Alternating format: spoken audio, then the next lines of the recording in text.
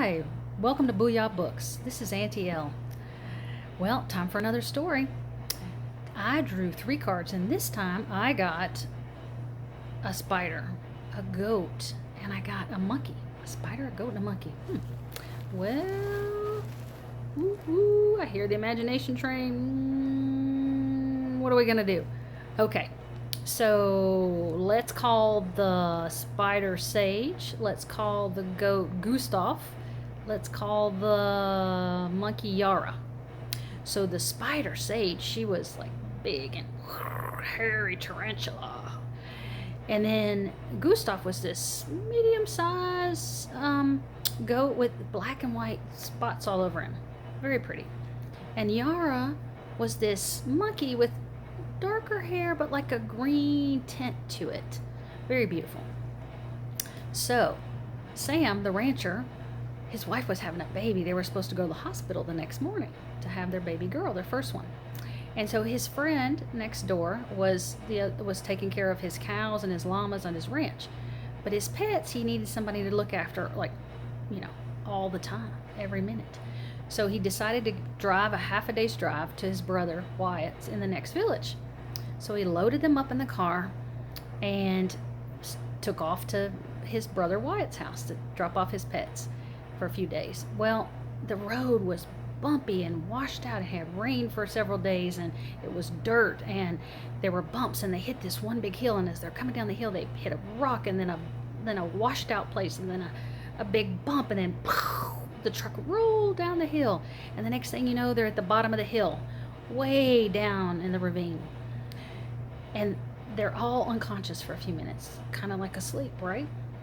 Well, the next thing they know, they wake up, and all the animals woke up first. And so Sage's cage had been broken in half, and Gustav had a horn stuck in the dash, and then Yara was like dizzy but okay and laying in the floorboard. Well, they looked over at Sam, and Sam was completely out, sound asleep, unconscious. Well, he had a little bit of blood on his forehead, and they were like, oh no. So they went to help Sam, and so Sage went over and checked his pulse, and Yara checked his limbs, and he seemed okay from that perspective, but he wasn't moving. He was breathing, his heart was okay, but he wasn't moving. It was like he was asleep, and they couldn't wake him. So, Sage said, listen, we've got to help him. We've got to, we got to do something. And then they all froze for a moment and realized that they were enemies in the animal kingdom, that each one was an enemy of the other. And Sage said, I don't know, y'all can eat me. And Yara said, right, I don't trust you guys either. We're enemies. We always haven't been. These are the laws of the animal kingdom. So they sat and they stared in protective mode, ready to pounce at any moment for an hour or two, and nothing happened. And Sam was still asleep. So finally, Sage says, listen, we're going to have to put all our differences aside, and we're going to have to try new ways. Like, the old ways aren't going to work, because not one of us can help Sam right now, and not one of us can save all of us. So we're going to have to work together. So we're going to have to forget what we've known, forget the ways things have been, forget the laws of the animal kingdom, and do something new, and bond together and help each other, and get Sam out of here and help ourselves too. The other animals looked around, and they were nervous, but they agreed. And they said, well, okay, we'll do that, but I'm watching you. Well, so Sage said to Yara, please help Gustav get his horn out of the dash so we can all, help Sam. So she pulled and she pulled and she did. And so Sage went outside of the truck and looked around and tried to see what they had that they could use and how far from the road they were. And it was a long way down the hill.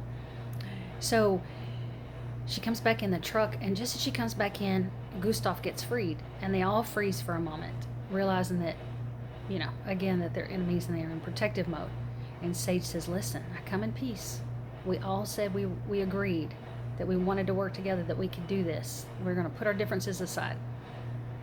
And they all took a deep breath and said, you're right. What do we need to do? Sage said, listen, I need you guys to go out. You remember those things on TV, on like rescue movies and stuff? and they have all those beds that slide. We need to make a bed that slides so we can get him to the top. So go find branches, go find leaves, and bring them all to the truck. And I will go out and I will work on getting us some more help.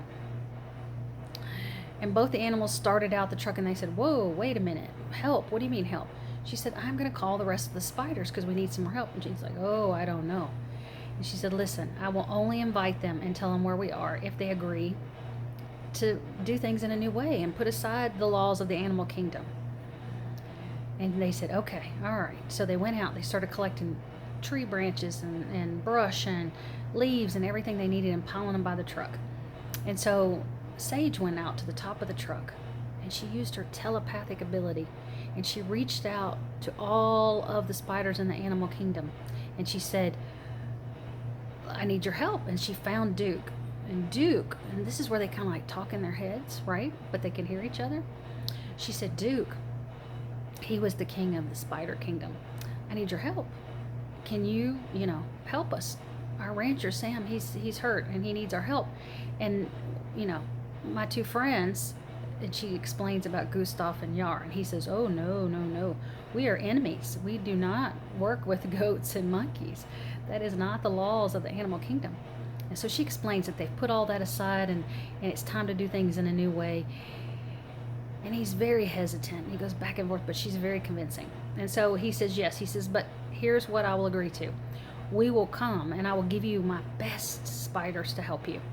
But I will keep a ring of spiders on the outside, just in case anything goes wrong, so that we are protected. Is that okay? And she said, yes, as long as you agree. And he said, yeah. So they all came. So you start hearing these noises in the forest. And all the spiders are headed over to trying to find the location of the truck. So they arrive. And when they all arrive, when the A-team arrives, Yara and Gustav are sitting there going, oh no, wow, that's a lot of spiders. And they had heard that Sage herself was a great jumper and that she alone in one bite could take down the biggest of animals, like an elephant or something huge. So they were all very nervous. And Sage reminded them, listen, we all agreed and they agreed. Just move slow, smile, and know that we're all working together for the good of all. So they nervously started to work, and they built all the components of the bed, and they put the big logs on the side, and they put the leaves across the middle, and the spiders wrapped it all together and made it one unit. And then Sage realized they needed like a rope sort of thing for the front. So she had Yara go get a piece of vine, and then she had the spiders wrap the vine around and secure it to the bed so they could pull. Well, then they got to the point where they thought, okay, it's time to get Sam out of the truck. So they opened the truck door open. And so Gustav and Yara pushed on Sam. He did not come out. He would not. He moved a little, but he didn't budge. They weren't strong enough. So Sage said, wait. She called the spiders in and she said, listen, I need you guys to all be in the front. I need you to hook him with your webs and pull. And she got another team to go to the top of the truck, hook the back of his shirt, and hang on. So they pulled and reeled and pulled and reeled, and then Gustav and Yara pushed. And there he went. Sam got freed, and he started to fall down towards the bed. Sage screamed to the spiders on the top, grab him, lower him easy. So they pulled him back, and then they lowered him down onto the bed. And they got him on the bed. She said, whew, we did it. Well, then Sage said, please, spiders, help me. Let's secure him to the bed. Let's wrap him up in a cocoon onto the bed. So they worked feverishly, all these hundreds and hundreds of spiders, and they got him secured to the bed. So then Gustav got to the head, took the rope in his horns and pulled, and Yara was at the back end pushing. Nothing happened. They weren't strong enough. So they asked the A-team of spiders to help them. They hooked the bed, and they pulled and they reeled, and nothing happened. And so Sage reached out again. She could see Duke, but she reached out again telepathically to him. She said, we need your help. We need all of you. We cannot get him to move up the hill. And so Duke said, all right, I'm coming and I'm watching, and I will keep my eye on you. She said, I promise you, we're all here for the good of everyone. No more laws of the animal kingdom apply here. So all the spiders came. There were thousands. And they hooked onto the bed, and they climbed and they reeled, and Yara pushed and Gustav pulled, and they kept going, reeling and pushing and reeling and pushing and reeling and pushing, and then finally, poof, up over the little mound onto the road. Well, they could not be happier. Sage thanked all the spiders. Gustav and Yara thanked all the spiders. And Duke looked at Sage, and he said, "You know, I was not too sure about this when I got here, but you have opened our minds and our hearts to some new ways of being. Thank you. Thank you. The animal kingdom will forever be changed." And so off the spiders went. So Yara said, "Well, what do we do now?" He said, "Just wait. A truck will be by," Sage said. So Sage jumped onto Yara's back and hid in her fur. And Sage said, "Yara, get out Sam's phone and be ready to push the buttons when somebody shows up." So Gustav sat down next to Sam, and the next thing you knew, here came a truck. Well, so Sage said, push the button. So they double pushed the button. She double pushed the buttons on the phone and called Wyatt. That was his last phone call, his brother. So just as the traveler got out of his car and came over to see what was in the road, it looked like a man and a goat and a monkey. The phone was answered, and it was Wyatt saying, "Hello, hello." And he picked up the phone and he said, "There's a man and a goat." He's like, "Oh, that's my brother. Please bring him to this hospital in my village and I will meet you there." So he loaded him up, and he loaded up the goat and the monkey, and it took off to the hospital. And Wyatt met him at the hospital, and